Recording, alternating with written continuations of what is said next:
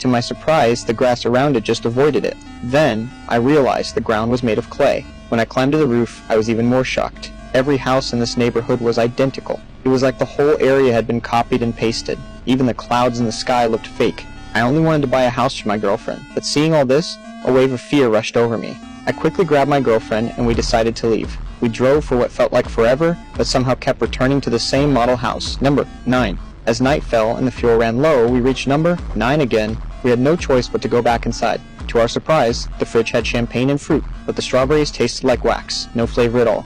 We didn't care, ate what we could, and rested for the night. The next day, we decided to leave on foot, avoiding any turns. We walked toward the sun. We walked until the sun set, but still hadn't left the neighborhood. Just as we were about to give up, my girlfriend noticed a light coming from a house. She rushed inside, thinking there were others here. But when she entered, the table was filled with the food we ate last night. We were back to square one. The only difference? There was a box at the gate, filled with supplies and food. I felt like I was being toyed with. To make them stop this game, I decided to take action.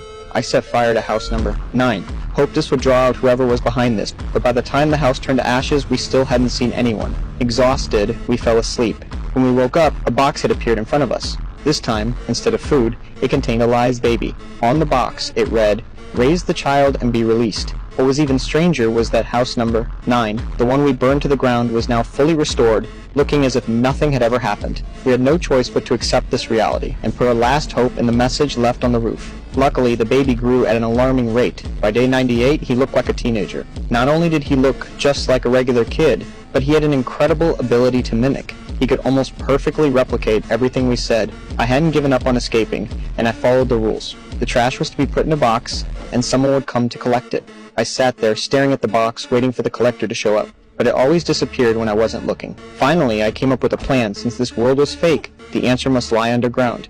I began digging. I thought that if I dug deep enough, I would reach the real world.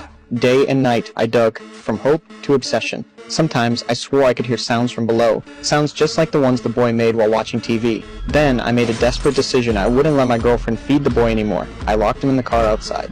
I believed that whoever was behind this wouldn't let him die, but my girlfriend softened.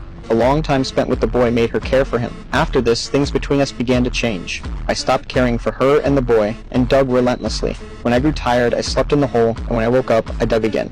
Meanwhile, my girlfriend came up with her own plan. She wanted to uncover the mystery of the boy. One day, the boy brought a book from somewhere, full of strange symbols, but the pictures made it clear. It was a book about studying humans. My girlfriend wanted to know where the book came from, but the boy was guarded, refusing to say. So she pretended to play a mimic game with him, asking him to imitate everyone he had seen. And then